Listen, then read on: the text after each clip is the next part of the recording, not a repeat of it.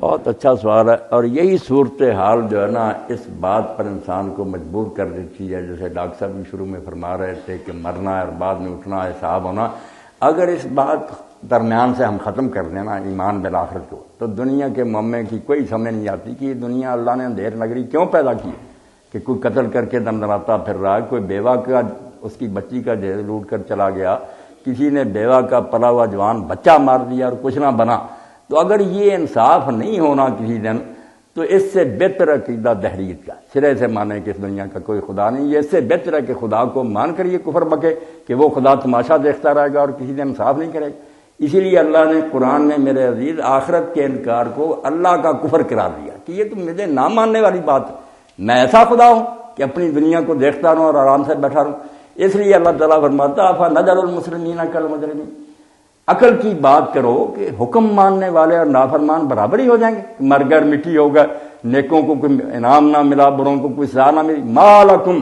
اللہ فرماتا تمہیں کیا ہو گیا، تمہاری مت ماری گئی، کیف تحکمون، کیسی بکواس کرتے رہتے، کوئی عقل کی بات کرو۔ اتنا ظلم خدا کی سلطنت میں اور اللہ تعالیٰ کبھی انصاف ہی نہ کرے۔ ڈاکوؤں کو بھی جب پیش آتے ہیں نا کوئی، ان کو یہ تکلیف ہوتا ہے، پھر مانتے ہیں کہ انصاف ہونا چاہیے۔ اللہ کہتا ہے جب میں یہ بات کہتا ہوں کہ انصاف ہوگا،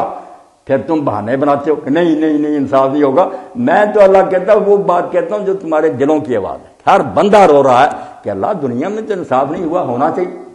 ارے اس بارے میں جب حدیث القصاص کو ہم پڑھتے ہیں نا تو کانپ جاتے۔ آپ نے فرمایا جب بالکل فیصلہ ہو جائے گا کہ یہ لوگ جنت میں چلے جائیں، انہوں نے نمازیں پڑھی، روزے، پرصراط پر ہوں گے تو مظلوم کھڑے ہو جائیں گے، وہ کہیں گے اللہ نمازیں روزے ٹھیک ہے، مجھے گالیاں دی تھیں، میرا مال اس نے ہڑپ کیا تھا، میرے ساتھ یہ زیادتی کی تھی، اس کا کوئی انصاف نہیں ہوا، تیرا عدل کہاں گیا؟ تو اللہ کی طرف سے اعلان ہوگا کہ میں عادل ہوں، جب تک تمہارا حق پورا نہیں ہوگا میں ان کو جنت میں داخل نہیں ہوں۔ حضور فرماتے وہاں روک لیا جائے گا اور حکم ہوگا کہ ان کی نیکیوں میں سے لے لو، جتنی نیکیاں لے کر خوش ہوتے ہیں نا۔ اور یہ جب آپ بیان فرما رہے تھے تو رسول کریم علیہ السلام بہت روئے کہ وہ دن جب ایک ایک نیکی کا آدمی محتاج ہوگا، جب اجازت مل جائے گی لوگ کیا چھوڑیں گے، لوٹ کر لے جائیں گے، اور بعد میں جب وہ نیکیاں ختم ہو جائیں گی تو فرمایا ان مظلوموں کے گناہ ان کی گردنوں پر ڈال دو اور ان کی بجائے یہ جہنم بھگتیں، جب حساب بے باک ہوگا تو پھر جنت میں جانے دیا جائے گا۔ اس لیے عدل تو بچہ ہوگا، پورا ہوگا، بالکل ذرہ بھی نہیں کسر رہے گی۔ فَمَن يَعْمَلْ مِثْقَالَ ذَرَّةٍ خَيْرًا يَرَهُ وَمَن يَعْمَلْ مِثْقَالَ ذَرَّةٍ شَرًّا يَرَهُ۔ یہ ایک ایسی بات ہے کہ جو عیاشی کرنا چاہتے ہیں وہ آنکھیں بند ضرور کرتے ہیں مگر دل کا وہ نہیں مانتا۔ ان سے پوچھے کہ یار معقول بات نہیں کہ ظالم کو سزا ملنی چاہیے اور نیک آدمی کو انعام ملنا چاہیے، اس میں بھی کوئی بات ایسی ہے کہ جس کو آپ کہیں گے یہ ریشنل ہے، یہ تو معقول ہے، انصاف کی بات ہے، مگر چونکہ ان کے عیش میں خلل پڑتا اس لیے جان بوجھ کر آنکھیں بند کرنے کو چل جائے۔ آئے گا وقت بالکل عدل ہوگا، پورا ہوگا۔ یہ اسی طرح نہیں رہیں گے۔ اس بارے میں میرے عزیز حضور صلی اللہ علیہ وسلم یہاں تک فرمایا، ڈرنے کی بات ہے، یہ خود کچھ کرتے ہیں اور سارا کچھ، فرمایا لوگ بالکل اتنا جنت کے قریب پہنچ گئے ہوں گے کہ جنت کی دہلیز نظر آ رہی ہوگی نیکیوں کے، مگر صرف ایک چلو خون،